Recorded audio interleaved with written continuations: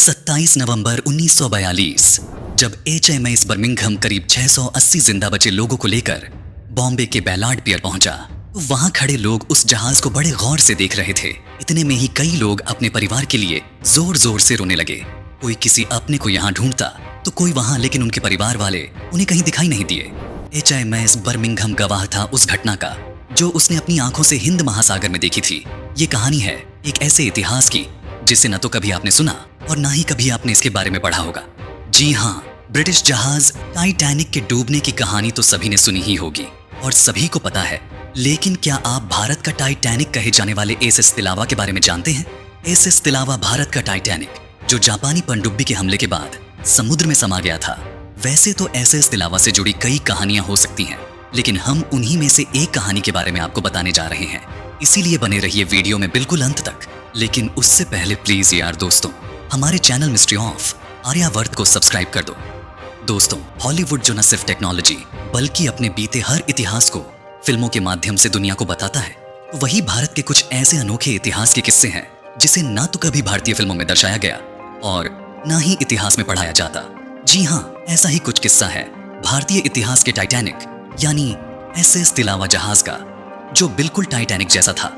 SS Tilawa British India steam navigation company का 10,000 ton का steam यात्री लाइनर था, जिसे 1924 में Hawthorn Leslie and company limited द्वारा हेबर्न ऑन टाइम में बनाया गया था।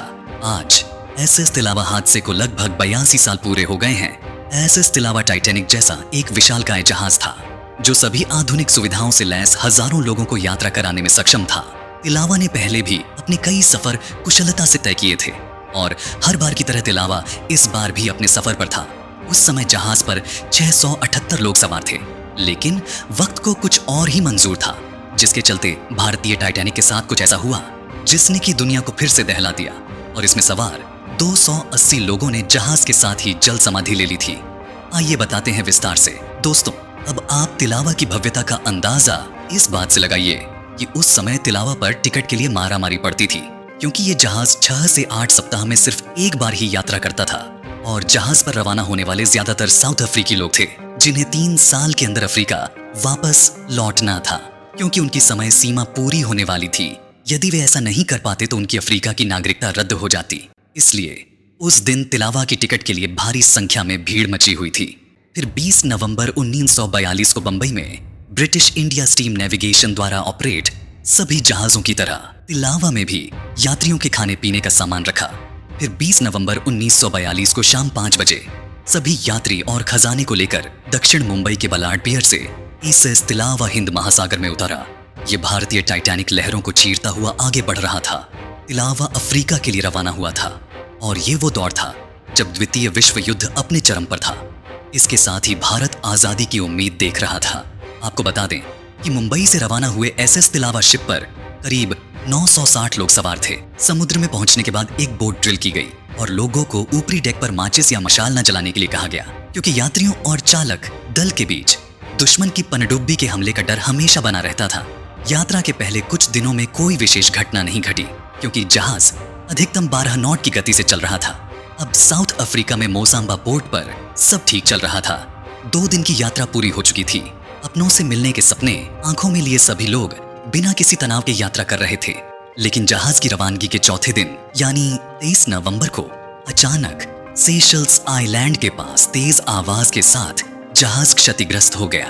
जी हाँ, दरअसल जापानी पनडुब्बी I-29 ने इस जहाज पर हमला कर दिया था, क्योंकि वो द्वितीय विश्व युद्ध का दौर था। अब जहाज से पहला टारपीडो टकराने के बाद जहाज में अफरा तफरी मच चुकी थी। चीख पुकार के बीच लोग ये ही समझ नहीं पाए कि क्या हुआ है। तभी 1 घंटे बाद जापानी पनडुब्बी ने फिर से SS तिलावा पर दूसरा किया और जहाज डूबने लगा। जैसे ही हमला हुआ, एक बार फिर जहाज पर जोरों की अफरा तफरी मच गई थी। हर कोई जान बचाने के लिए हर संभव कोशिश कर रहा था। बाकी जिन्हें लाइफ बोट नहीं मिली थी, वे अपनी जान बचाने के लिए ऐसे ही समुद्र में कूद गए।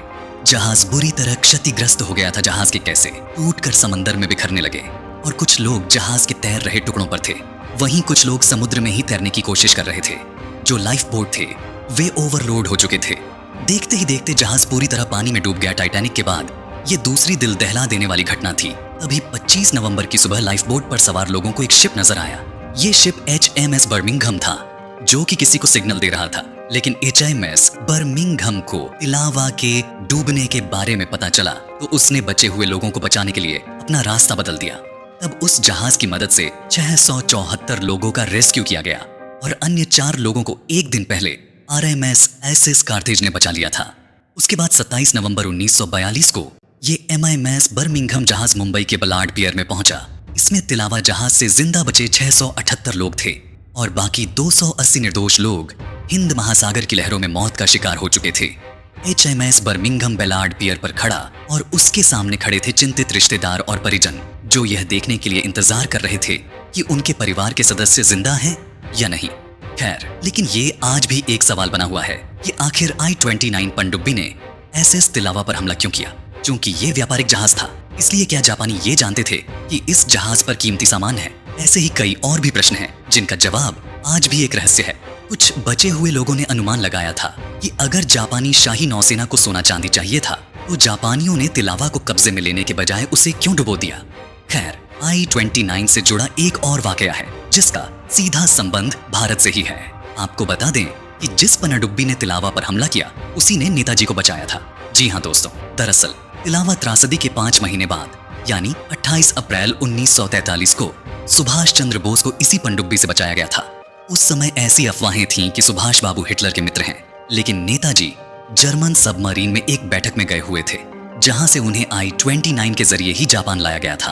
खैर, जब SS तिलावा हिंद महासागर में डूब गया था तब जहाज पर चांदी की 2364 छड़ें थीं जो तत्कालीन दक्षिण अफ्रीका संघ द्वारा खरीदी गई थीं। जहाज के डूबने के बाद 2017 तक इस खजाने तक कोई नहीं पहुंच सका, लेकिन बाद में एक British company argentum exploration limited खजाने तक पहुंच गई, जिसके चलते खजाना ब्रिटेन पहुंचा दिया गया और कंपनी की संपत्ति घोषित कर दी गई। जिसके बाद दक्षिण अफ्रीका ने इसका विरोध किया क्योंकि ये खजाना दक्षिण अफ्रीका के तट पर मिला था जिसे ब्रिटिश एक्सप्लोरेशन कंपनी ने खोजा था। फिर कंपनी ने निचली अदालत में दलील दी। वहीं दक्षिण अफ्रीका ने कहा कि मामला दूसरे देश से जुड़ा होने के कारण निचली अदालत को कंपनी के दावे पर सुनवाई का अधिकार नहीं है। बाद में मामला ब्रिटेन के सुप्रीम कोर्ट तक पहुंच गया और सुप्रीम कोर्ट ने कंपनी को रद्द कर दिया और दक्षिण अफ्रीका के पक्ष में फैसला सुनाया। तो दोस्तों, आज वही तारीख है जब आज से 82 साल पहले 23 नवंबर 1942 को भारतीय जहाज हिंद महासागर में समा गया था। इसलिए आज हमें उन सभी यात्रियों को श्रद्धांजलि जरूर अर्पित करनी चाहिए। तो दोस्तों, ये थी भारतीय टाइटैनिक SS तिलावा की कहानी, जो ना तो आपको स्कूल में पढ़ने को मिलेगी ना ही कहीं और। इसलिए इस वीडियो को ज्यादा से ज्यादा शेयर करें ताकि सभी को पता चल सके कि भारत के पास भी एक विशाल टाइटैनिक जैसा जहाज था। और हाँ, ऐसी ही रोचक जानकारियों के लिए सब्सक्राइब करें हमारे चैनल मिस्ट्री ऑफ आर्यावर्त को एवं बेल आइकन भी दबाएं। तो मिलते हैं अगली किसी वीडियो में। जय हिंद, जय भारत।